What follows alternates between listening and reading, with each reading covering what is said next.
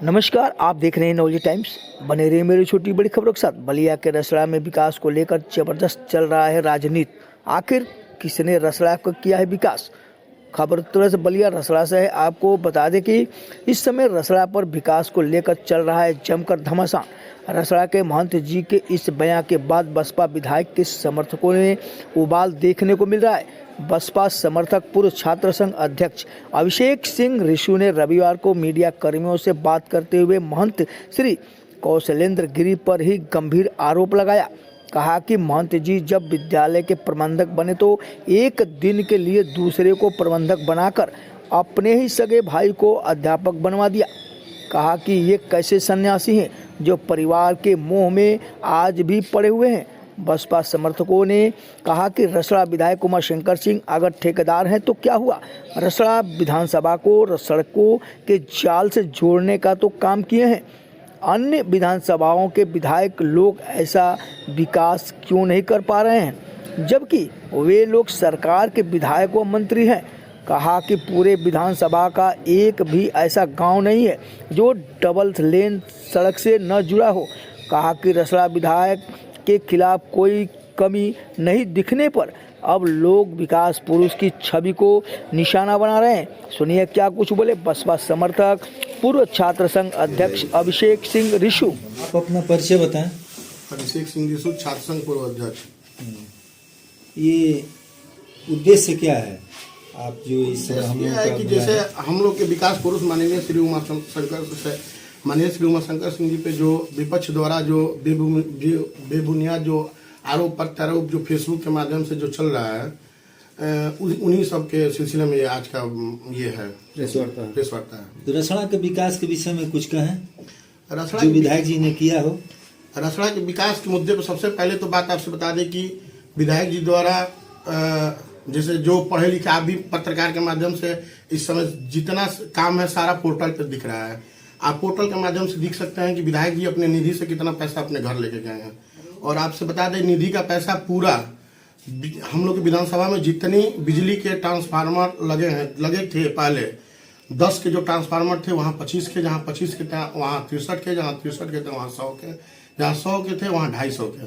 पूरे विधानसभा में बिजली का पहले काम हुआ निधि से ही हुआ। अभी जो बेबुनियाद जो आरोप लगा रहे हैं वो जाके उसका मतलब अपना डाटा निकाल के देख सकते हैं।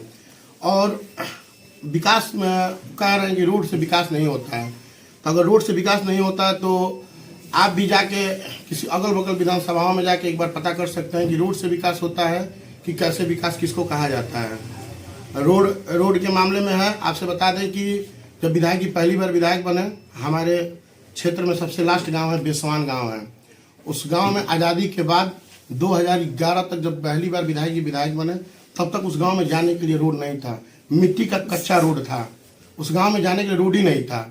उस रोड को माननीय विधायक जी ने वहाँ के मतलब लोगों से विनती करके निवेदन करके अपने तरफ से उस गांव में जाने के लिए पक्की सड़क का निर्माण करवाया। ये इसको विकास नहीं कहेंगे तो किसको विकास कहेंगे?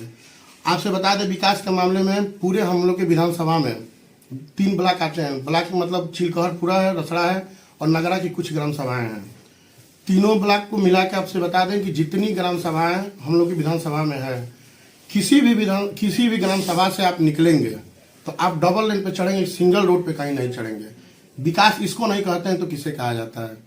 ये आप जाके माननीय जो आरोप प्रत्यारोप जो कह रहे हैं कि माननीय विधायक जी अपना खुद का विकास किए हैं, ये किए हैं, वो किए हैं, सब वो बता रहे हैं।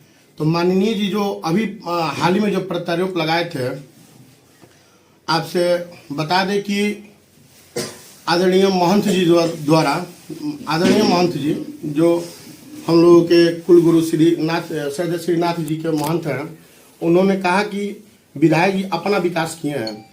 विधायक जी अपना विकास किए हैं, साथ साथ क्षेत्र का जितना विकास किए हैं, ये बताने वाली तार्किक बात है कि आप जाके ग्राउंड रिपोर्ट पहले देख लीजिए, पूरे विधानसभा में घूम के देख लीजिए और बगल के किसी विधानसभा में जाके घूम लीजिए। जो महंत जी अभी आरोप लगाए हैं उसमें महंत जी वहाँ पे जो नाथ जी का 2 कॉलेज है, एक संपूर्णानंद विश्वविद्यालय से मतलब अटैच सरकारी कॉलेज है और एक इंटर कॉलेज है सरकारी है, उसमें नियुक्ति आती है। तो महंत महंत उसे कहते हैं, हमारे जानकारी के अनुसार, आप लोग भी जानते होंगे, महंत उसे कहते हैं कि जो पारिवारिक, सांसारिक और भौतिक सुखों से त्याग दे, उसे ही महंत कहते हैं। तो पारिवारिक तो पहले त्याग दे तो योगी होता है। इन्होंने जब महंत बने और जो प्रबंधक बने तो सबसे पहले अपने खास भाई की उस स्कूल में नियुक्ति कर दी है। नियुक्ति करने के उपरांत अपने एक खास मतलब लोगों को प्रबंधक बना के और उनकी नियुक्ति कर दी है। तो ये तो अभी अपने पारिवारिक सुखों में ये परिपूर्ण है, पारिवारिक सुख ले रहे हैं। तो महंत तो इनको कहना मतलब एकदम गलत है कि जो महंत है वो पारिवारिक अगर सुख ले रहा है और भौतिक सुख से एकदम वो है तो उसे महंत कहना गलत है। काहे कि महंत का मतलब जैसे हमारे महाराज जी श्री हम लोग के मुख्यमंत्री श्रद्धेय श्री योगी जी मुख्यमंत्री हैं, उन्होंने, आप भी जानते हैं, हम लोग भी जानते हैं कि उनके पिताजी का कोरोना काल में स्वर्गवास हुआ। उस पिताजी के स्वर्गवासी में महंत योगी जी अपने घर नहीं गए। काहे कि हमारा पूरा सनातन धर्म, हमारा पूरा परिवार, हमारा पूरा हर एक व्यक्ति, हर धर्म के लोग हमारा परिवार है, ना कि हमारा एक परिवार है, वो नहीं गए। और ये महंत जी जब थोड़ा सा पावर में आए, प्रबंधक हुए, तो सबसे पहले अपने भाई की नियुक्ति कर दी है। और ये बेबुनियाद आरोप लगा रहे हैं विधायक जी पे। विधायक जी अपना कमाते हैं, ठेकेदारी करते हैं, चाहे जैसे कमाते हैं, ठेकेदारी भी करते हैं तो उसमें 10,000 लोगों को रोजगार दिए हैं। 10,000 परिवारों की जीविका चल रही है विधायक जी से। ये कंपनी में 10,000 परिवार नौकरी कर रहे हैं। इनके यहाँ क्या है? इनके यहाँ है कि दुकान जाइए, आप लीजिए, दुकान लेंगे उसमें पैसा देना है, मैरिज हॉल में पैसा देना है। ये किसी का प्रॉपर्टी, ये किसी का पर्सनली नहीं है। अब नाथ जी सबके हैं, सब धर्म के लोगों का। हमारे यहाँ नाथ जी की पूजा मुस्लिम वर्ग के भी लोग करते हैं, हिंदू भी करते हैं, सारे लोग करते हैं, सबका आस्था का केंद्र बना हुआ है। लेकिन ये ऐसा वहाँ पे राजनीतिक मतलब वो हो गया है कि मतलब जाना वो हो गया, मतलब राजनीति का अड्डा हो गया है। हालांकि मठिया राजनीति का अड्डा नहीं होना चाहिए। देखा जाए कि प्यारेलाल चौराहे को लेकर क्या कहेंगे? यही एक तो मुद्दा इन लोगों के पास था कि बाजार के लोगों के लिए कुछ मतलब बनिया बिरादरी के लोगों को भरमा करके राजनीति करने के लिए चौराहा खुलवा देंगे, ये करेंगे, वो करेंगे। आप देखेंगे कुछ दिन पहले पूरा मतलब मंच लगा करके भाषणबाजी, बयानबाजी सब हुआ। लेकिन आपसे बता दें कि कोई काम होगा तो हमारे माननीय विधायक जी ही कर सकते हैं, और किसी में उतना बुत्ते में किसी की ताकत नहीं, कोई कुछ कर पाएगा।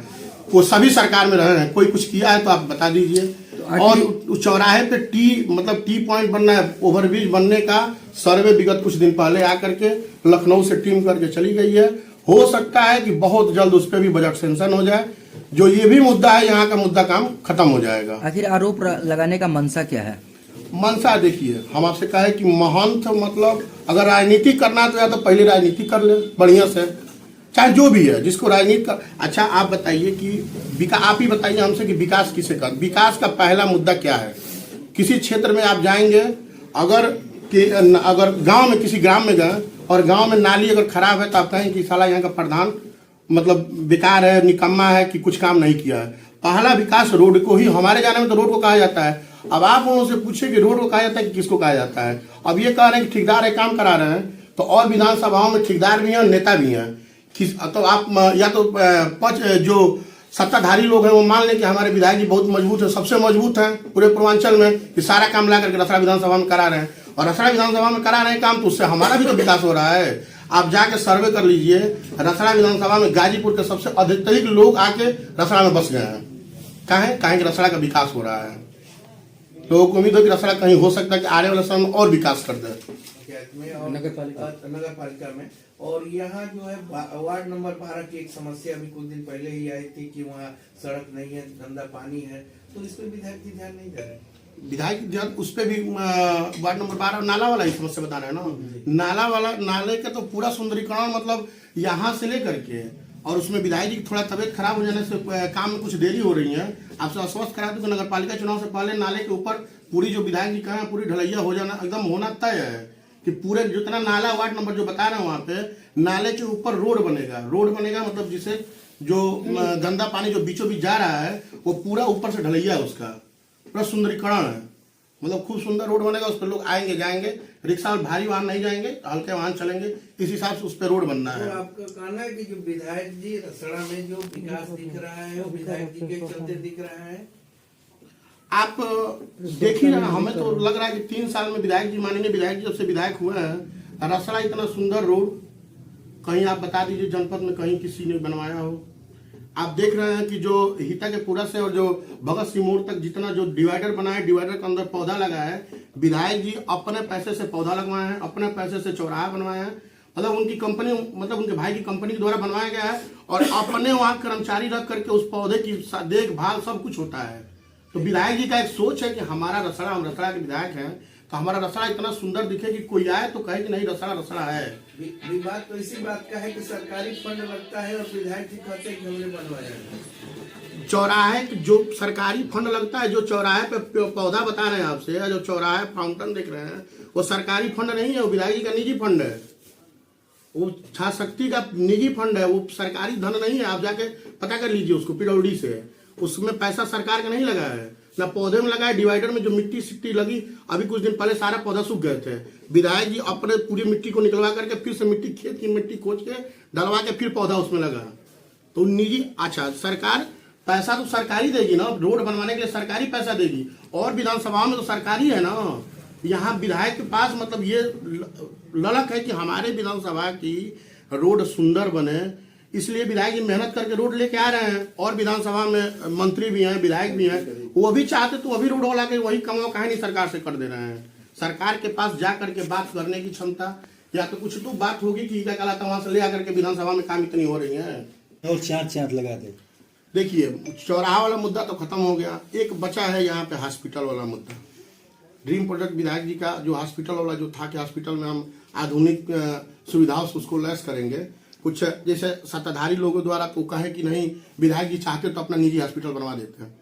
हॉस्पिटल पे आपसे बता दें कि पूरे पूर्वांचल नहीं, उत्तर प्रदेश नहीं, भारत में सबसे अगर कोई ताकतवर नेता था तो हम लोग के आदर्श युवा तुर्क श्री माननीय चंद्रशेखर जी थे, जो एक्स प्राइम मिनिस्टर थे।